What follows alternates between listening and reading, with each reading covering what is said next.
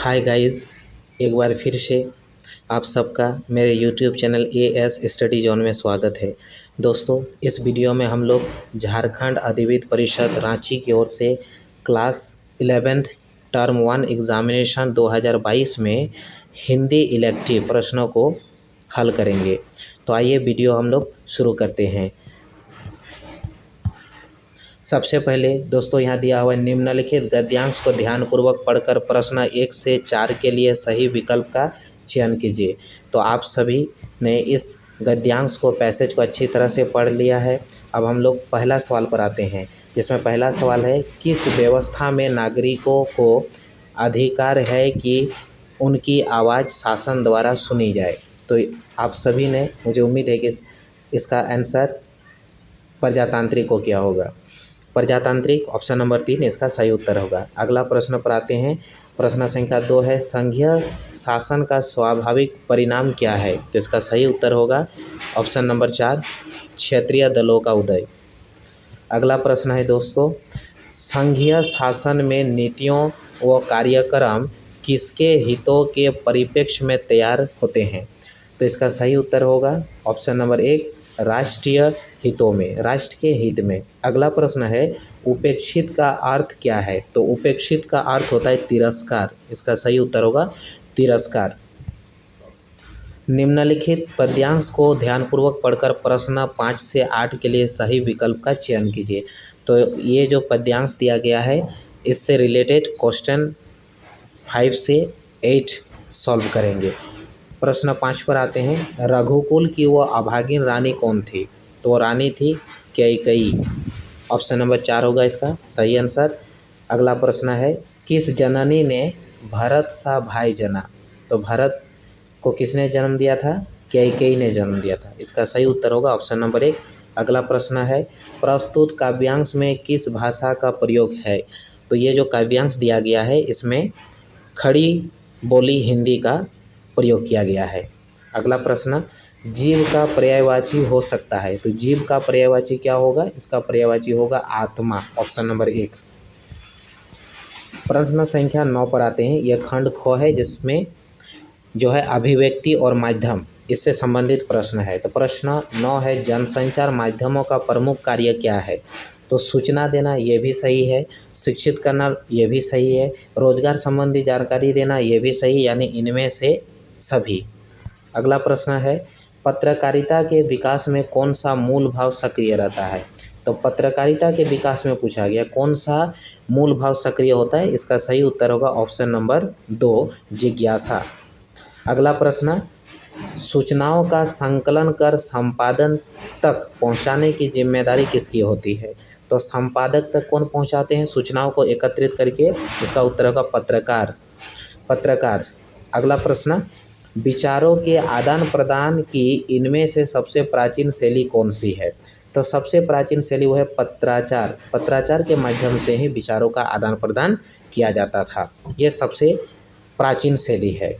अगला प्रश्न पर आएंगे। प्रश्न संख्या 13, मुद्रित माध्यमों की सबसे बड़ी विशेषता होती है। तो मुद्रित माध्यम जो प्रिंट मीडिया है, प्रिंट मीडिया का सबसे बड़ा विशेषता होता है स्थायित्व का। ऑप्शन नंबर 1 होगा इसका सही उत्तर। आते हैं, भारत में प्रकाशित होने वाला प्रथम समाचार पत्र बंगाल गजट का प्रकाशन वर्ष है। तो किस वर्ष बंगाल गजट का प्रकाशन हुआ था। यह हुआ था 1780 में। ऑप्शन नंबर 2 इसका सही उत्तर होगा।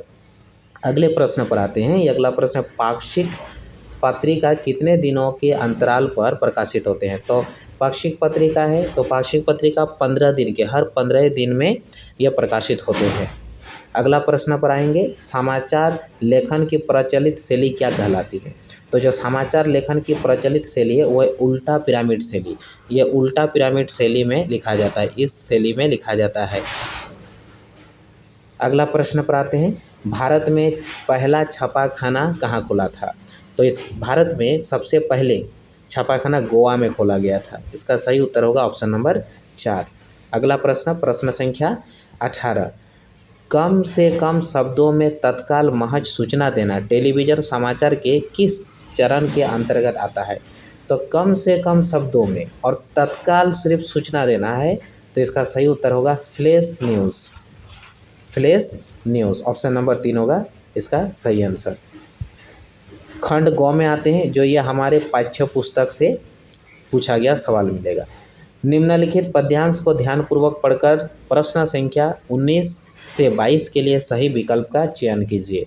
तो पद्यांश यहाँ पर दिया गया है, आप सभी ने इनको अच्छे से पढ़ लिया होगा।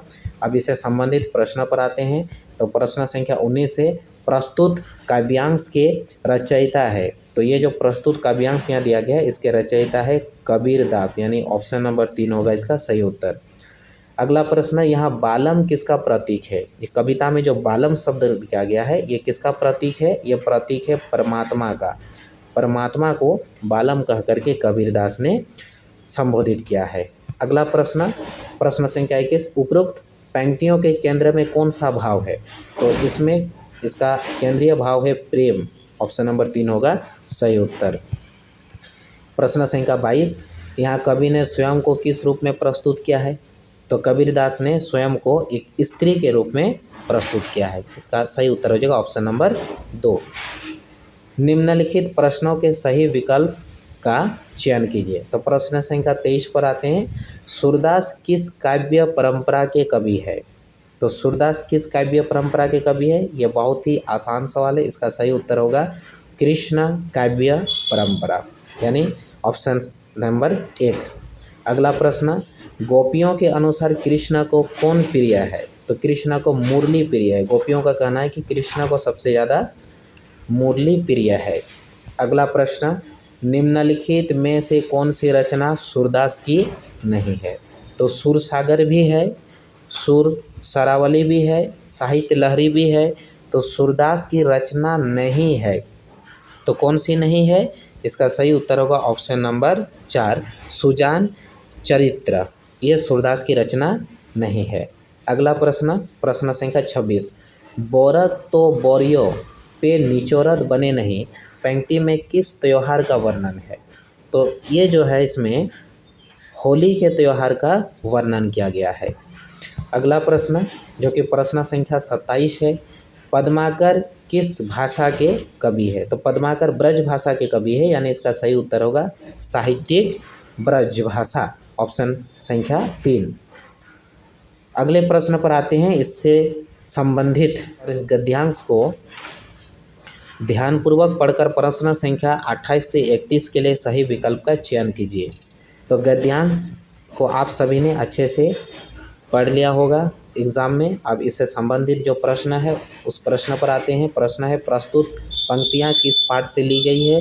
तो ये जो पंक्तियाँ लिया गया है, ये दोपहर का भोजन पाठ से लिया गया है। अगला प्रश्न, विभाग की कलरकी से किनकी छटनी हुई है? तो विभाग के कलरकी से मुंशी चंद्रिका प्रसाद, यानी ऑप्शन नंबर 1 होगा इसका सही आंसर। प्रश्न संख्या 30 है, आंगन की अलगनी पर कई पैबंद लगी एक गंदी साड़ी टंगी थी। यहाँ किसकी साड़ी का वर्णन किया गया है? किसकी साड़ी का चर्चा किया गया है? तो ये साड़ी जो थी सिद्धेश्वरी की थी। इसका सही उत्तर होगा ऑप्शन नंबर 3। अगला प्रश्न, प्रस्तुत पंक्तियों के लेखक कौन है? तो इसके लेखक है अमरकांत। ऑप्शन नंबर 2 होगा सही उत्तर। निम्नलिखित प्रश्नों के सही विकल्प का चयन कीजिए। अब प्रश्न संख्या 32 पर आते हैं। प्रश्न संख्या 32, प्रेमचंद का मूल नाम क्या था? तो प्रेमचंद का मूल नाम क्या था? इसका मूल नाम था धनपत राय। प्रेमचंद का मूल नाम धनपत राय। अगला प्रश्न, हामिद किस कहानी का केंद्रीय पात्र है? तो हामिद जो है वो ईदगाह कहानी का केंद्रीय पात्र है। अगले प्रश्न पर आते हैं। प्रश्न संख्या 34, टॉर्च बेचने वाले व्यंग रचना में टॉर्च किस कंपनी का है? एक चैप्टर है टॉर्च बेचने वाले, तो इसमें जो टॉर्च है वो किस कंपनी का है? तो ये इसका उत्तर होगा सूरज छाप टॉर्च। सूरज छाप टॉर्च। अगला प्रश्न, प्रश्न संख्या 35, टॉर्च बेचने वाले में टॉर्च के प्रतीक के माध्यम से लेखक ने किस पर प्रहार किया है? भ्रष्टाचार पर। तो भ्रष्टाचार पर जिक्र नहीं है। आस्थाओं के बाजारीकरण पर, हाँ ये सही है, आस्थाओं का बाजारीकरण हो रहा है। धार्मिक पाखंड पर, यह भी सही है। तो इसका सही उत्तर हो जाएगा ऑप्शन नंबर 4, 2 और 3 दोनों। अगला प्रश्न, प्रश्न संख्या 36, गूंगे कहानी में किसके प्रति समाज में व्याप्त संवेदनहीनता को रेखांकित किया गया है? तो तो गूंगे यानी एक दिव्यांग के प्रति समाज में मौजूद संवेदनहीनता को रेखांकित किया गया है। इसका सही उत्तर होगा दिव्यांग। प्रश्न संख्या 37, अंडे के छिलके एकांकी के लेखक कौन है? तो अंडे के छिलके जो एकांकी है इसके लेखक है मोहन राकेश। अगला प्रश्न, अंडे के छिलके किस प्रकार की एकांकी है? तो यह एक पारिवारिक एकांकी है, एक परिवार की घटना को दिखाया गया है। अगला प्रश्न पर आते हैं, प्रश्न संख्या 39, अंडे के छिलके पाठ के आरंभ में अम्मा की कैसी तस्वीर उभरती है? तो इस पाठ में जो अम्मा है वह परंपरावादी स्त्री की तस्वीर सबसे पहले उभरती है। आखिरी सवाल है, वीना कौन सी पुस्तक पढ़ती थी? तो वीना सन्स एंड लवर्स नामक अंग्रेजी पुस्तक पढ़ती थी। दोस्तों, आप सभी को वीडियो पसंद आया हो तो इसे लाइक कर दें और अपने दोस्तों को भी शेयर करें।